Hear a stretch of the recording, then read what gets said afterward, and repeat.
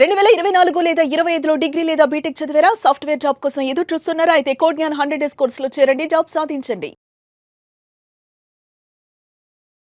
నమస్తే, welcome to Suman TV. ప్రస్తుతం మనతో పాటు హైకోర్టు అడ్వకేట్ నాగేశ్వరరావు పూజారి గారు ఉన్నారు. వారితో మాట్లాడదాం. Hello sir. హలో. ఒక చిన్న క్వశ్చన్ ఏంటి అంటే, జనరల్ పబ్లిక్లో ఉన్నటువంటి ఒక సందేహం ఇది.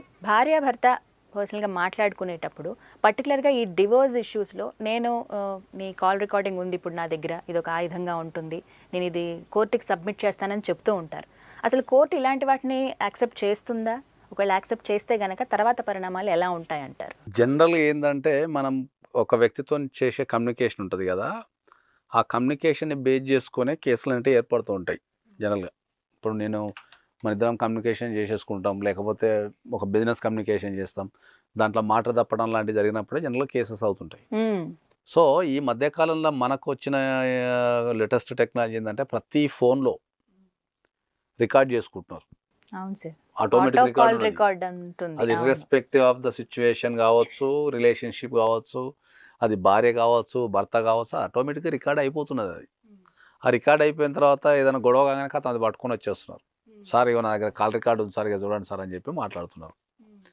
స్పెషల్గా వచ్చినప్పుడు ఏమవుతుందంటే, మనకు ఇప్పుడు భార్యాభర్తల మధ్యలో కాల్ రికార్డింగ్స్ కనుక ఉంటే అది వ్యాలిడ్ అవుతుందా, ఇన్వాలిడ్ అవుతుందా అనేది జనరల్ పబ్లిక్ ఉన్న అతిపెద్ద డౌట్. అది ఈ అతిపెద్ద డౌట్ చెప్పే ముందు ఏంటంటే, దానికి కొన్ని బంధాలని రికార్డ్ చేయలేం మనం.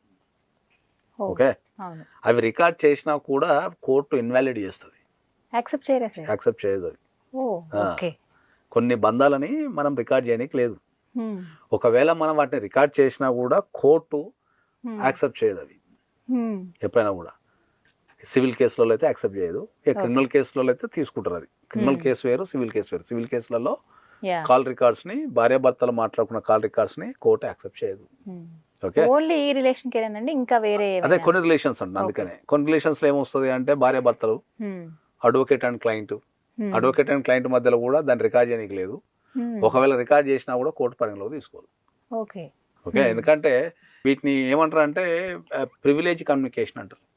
ప్రివిలేజ్ కమ్యూనికేషన్ అంటే ఆ పదంలోనే ఉందండి ప్రివిలేజ్. ఇంకా వీటికి రికార్డ్ చేసి వాటిని సాక్ష్యాల కింద పరిగణించుకుంటా పోదు కోర్టు. ఇవి రికార్డ్ చేసి సాక్ష్యాల కింద పరిగణించుకుంటా పోతే ఇక అందరు రికార్డ్ చేసుకుంటూనే ఉంటారు. ఇంకా ఇప్పుడు నా 512 GB కూడా సరిపోదు. ఇక అప్పుడు 3 TB 4 TB ఫోన్ కొనుక్కోవాలి అందరు. ఒకవేళ కోర్టు మాట్లాడేటప్పుడు ఫోన్లో జనరల్ పర్ఫెక్షన్ లో ఏముంటారు అంటే, అబ్బా నేను రికార్డ్ చేసినా, నా దగ్గర సాక్ష్యం ఉంది కాబట్టి నాకు డైవర్స్ వస్తుంది సార్ అని చెప్పి తిరుగుతుంటారు. ఒక అడ్వకేట్ క్లయింట్ మాట్లాడుకునేది కానీ, ఒక భార్యాభర్తలు మాట్లాడుకునేది కానీ, లేకపోతే ఒక డాక్టర్ పేషెంట్ మాట్లాడుకునేది కానీ, కొన్ని రిలేషన్షిప్స్ ఉంటాయి కదా, వాటిని మనం ఆ కమ్యూనికేషన్ని రికార్డ్ చేయడానికి లేదు. ఒకవేళ మీరు రికార్డ్ చేసినా అది కోర్టులో ఇన్వాలిడ్, లేకపోతే ఇన్అడ్మిసబుల్ అంటారు దాన్ని. అంటే అడ్మిషన్ తీసుకోదు, దాన్ని కోర్టు సాక్ష్యం కింద పరిలోకి తీసుకోదు. ఎందుకంటే ఆ రిలేషన్షిప్స్ అనేటివి ఓపెన్ ఉండిపోయి ఉంటేనే ఆ రిలేషన్షిప్లో బ్యూటీ ఉంటుంది. ఇప్పుడు నా దగ్గరికి ఒక క్లయింట్ వచ్చిండు అనుకుందాం, వాడు అన్నీ చెప్తేనే నేను దానికి కరెక్ట్ పరిష్కారం ఇవ్వగలుగుతాను ఓపెన్గా. అది ఏ ఇష్యూ అయినా కావచ్చు. ఓకే, ఇంకా మనం ఓపెన్గా మాట్లాడితే ఏంటంటే, అడ్వకేట్ దగ్గరికి మర్డర్ చేసిన వ్యక్తులు వస్తారు, లేకపోతే వాడు వచ్చి సార్ నేను మర్డర్ చేసినా సార్ అని మాత్రం ఓపెన్ చెప్పి అనుకుందాం. అప్పుడు అది ప్రివిలేజ్ కమ్యూనికేషన్. సార్ నువ్వు మర్డర్ చేసినావు కదా అని చెప్పి నేను తీసుకుపోయి కోర్టులో పెట్టి, సార్ నాతో చెప్పి మర్డర్ చేసిన నీకు లేదు. So that is a privilege communication. So Punjab Haryana high court కూడా రీసెంట్గా మనకు డైవోర్స్లో కనుక ఈ కాల్ రికార్డు కనుక ఉంటే దాన్ని మనం యాక్సెప్ట్ చేయొద్దు, ఇన్అడ్మిసిబుల్ కింద ప్రకటించాలని చెప్పేసి జడ్జిమెంట్ కూడా ఇచ్చింది. ఓకే, సో వీళ్ళందరూ ఒక ఏంటంటే, మేము ప్రతిదీ మన దగ్గరకు వచ్చే సార్ మేము ప్రతి రికార్డ్ చేసినాం సార్, రోజు గంటలు మాట్లాడాను సార్, అది మాట్లాడాను సార్, ఇది మాట్లాడాను సార్ అంటారు.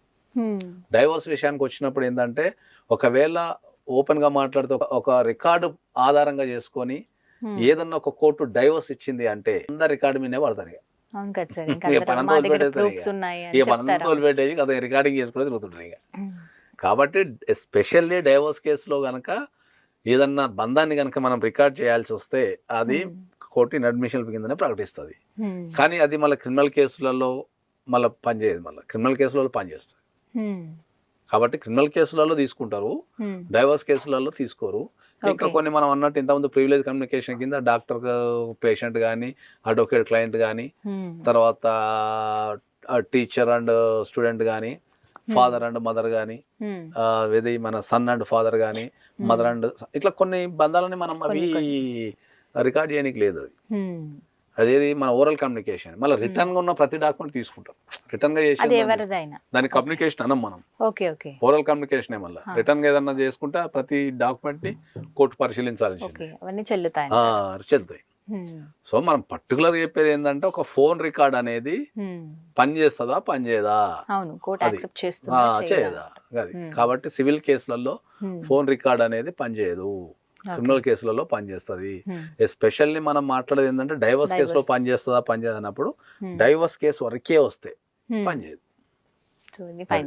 అది పనిచేయదు కాకపోతే అప్పుడప్పుడు కోర్టుకున్న దాని పరిధిని బట్టి సబ్స్టాన్షియల్ ఎవిడెన్స్ కింద తీసుకునే అవకాశం ఉంటే ఉండొచ్చు ఎలాంటి సందర్భాల్లో సార్ అది కేసును బట్టి డిసైడ్ చేయబడుతుంది కోర్టు మనం ప్రధానంగా తెలుసుకోవాల్సిన విషయం ఏంటంటే ఒకవేళ ఏదైనా రికార్డ్ని కనుక మనం కోర్టులో సబ్మిట్ చేయాలి అంటే మనం డైరెక్ట్ సీడీలో తీసుకెళ్ళో లేకపోతే పెన్ డ్రైవ్లు తీసుకెళ్ళో కోర్టుకు సబ్మిట్ చేసి వినండి అంటే కూడా కోర్టు తీసుకోదు సరే మనం కొద్దిసేపు ఇది రికార్డ్ అనేది కోర్టులో పరిశీలిస్తారా తీసుకుంటారా పక్కన పెడితే ఈ రికార్డెడ్ ఒక వీడియోని కానీ మనం ఒక ఆడియోని కానీ మనం కోర్టులో ప్రొడ్యూస్ చేయాలంటే మళ్ళీ దానికి కొన్ని స్పెషల్ రిక్వైర్మెంట్స్ ఉంటాయి ఫస్ట్ ఏంటంటే ఎనీ ఎలక్ట్రానిక్ డివైస్ అంటే ఎలక్ట్రానిక్ సంబంధించిన ఎనీ ఎవిడెన్స్ ని మనం 65B అని ఒక సర్టిఫికేట్ తీసుకోవాలి 65B అని ఎక్స్పర్ట్ నుంచి మనం ఒక సర్టిఫికేట్ తీసుకోవాలి ఇప్పుడు 65B అనే సర్టిఫికేట్ ఏంటి అంటే ఇప్పుడు మనం రికార్డింగ్కే వచ్చినాం అనుకుందాం జనరల్గా ఆ రికార్డింగ్ అనేది ఇప్పుడు మనం జనరల్గా ఒక ఇద్దరు వ్యక్తులు ఉంటారు స్టార్టింగ్లో ప్రేమగా మాట్లాడుకుంటుంటారు మాట్లాడుతూ మధ్యలో ఏదో క్వశ్చన్ అడుగుతారు గొడవ అవుతుంది అప్పుడు భర్త తిట్టడమో భార్య తిట్టడమో జరుగుతుంది జరిగిన తర్వాత వీళ్ళు కొంతమంది ఏం చేస్తారు వీళ్ళకు కన్నింగ్ ఉండో లేకపోతే ఇంకేదో ఉండో కోర్టులో కేసు గెలవాలనో ఆర్షే పార్ట్ వరకే తీసి కోర్టులో పెట్టిన అనుకుందాం చూడండి సార్ నన్ను తిట్టాడు సార్ అంటే అప్పుడు కోర్టు ఏం చేస్తుంది అందుకని 65 సర్టిఫికేట్ తెమ్మంటది 65B సర్టిఫికేట్ అంటే ఏంటి అంటే మనం ఎక్స్పర్ట్ దగ్గరికి వెళ్ళిపోయి ఆ ఎక్స్పర్ట్ కి మొత్తం వీడియో ఇవ్వాలా ఒరిజినల్ సోర్స్ కూడా ఇవ్వాలా ఏ ఫోన్ లో రికార్డ్ అయిందో ఆ ఫోన్ కూడా ఇవ్వాలా ఆ ఫోన్ ఇవ్వాలా ఆ ఫోన్ సబ్మిట్ చేయాలా ఏదైతే మనం కోర్టులో సబ్మిట్ చేయాలనుకుంటున్నామో ఆ రికార్డు తీసుకొని అది స్టార్టింగ్ నుంచి ఎండింగ్ వరకు కట్టు కాలేదని కానీ లేదా మ్యానిపులేషన్ కాలేదు మనం కొన్ని సందర్భాల్లో డబ్బింగ్ కూడా చెప్పొచ్చుగా సో డబ్బింగ్ చెప్పలేదు దీంట్లో కట్టు కాలేదు లేకపోతే అతికి పెట్టలేదని ఇవన్నీ వాళ్ళకు సర్టిఫై ఇచ్చేస్తారు అప్పుడు మాత్రమే ఆ రికార్డ్ని ఫస్ట్ దాంట్లో ఏముందని కొద్దిసేపు పక్కన పెడితే అప్పుడు మాత్రమే ఆ రికార్డ్ని కోర్టు యాక్సెప్ట్ చేస్తారు అది క్రియేట్ చేసింది కాదు దీని ఒరిజినల్ సోర్స్ ఉంది అని కోర్టుకు మనం ప్రూవ్ చేయాలి చాలా మంది ఒక ఫోన్ లో రికార్డ్ చేస్తారు ఆ ఫోన్ ఉండదు దాన్ని ఇంకొక ట్రాన్స్ఫర్ చేసిన తర్వాత పెడతారు సెకండరీ ఎవిడెన్స్ అయిపోతుంది అక్కడికి వెళ్ళిపోతుంది సో మనం ఏదైనా ఎలక్ట్రానిక్ సంబంధించి రికార్డ్స్ కానీ వీడియో క్లిప్పింగ్ పెట్టాలని కూడా స్టార్టింగ్ నుంచి ఎండింగ్ వరకు పెట్టాల్సిందే లేవు అది 65B అనే సర్టిఫికేట్ తెచ్చుకోవాల్సింది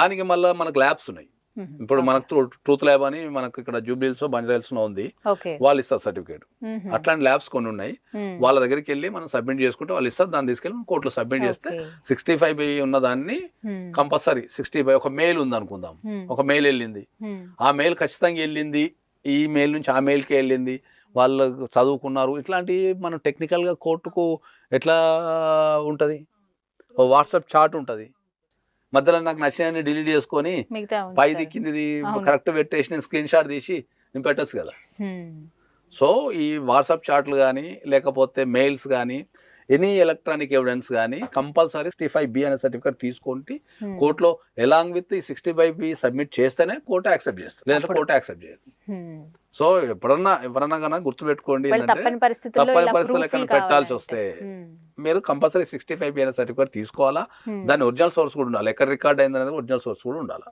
అప్పుడు మాత్రమే అది కోర్టు ఫస్ట్ దాంట్లో ఏముందనే విషయం పక్కన పెడితే అప్పుడు 65B ఉందంటే ఇది వ్యాలిడ్ తర్వాత దాన్ని ఇన్న తర్వాత వ్యాలిడా ఇన్వాలిడ్ అనేది మన తర్వాత డిసైడ్ చేస్తాం కంపల్సరీ 65B సర్టిఫికేట్ ఉండాలి చాలా మందికి తెలియక ఏంటంటే బ్యాంక్ స్టేట్మెంట్లు కానీ ఇవి కానీ డైరెక్ట్ పెట్టేస్తుంటారు కోర్టు పరిగణలోకి తీసుకోదు కాబట్టి ఏదన్నా జనరల్ రికార్డు పనిచేయదు ఒకవేళ పనిచేసినా కూడా మళ్ళీ ఇవి 65B అనే సర్టిఫికేట్తో ఉంటేనే పనిచేస్తుంది రైట్ సార్ థ్యాంక్ యూ అండి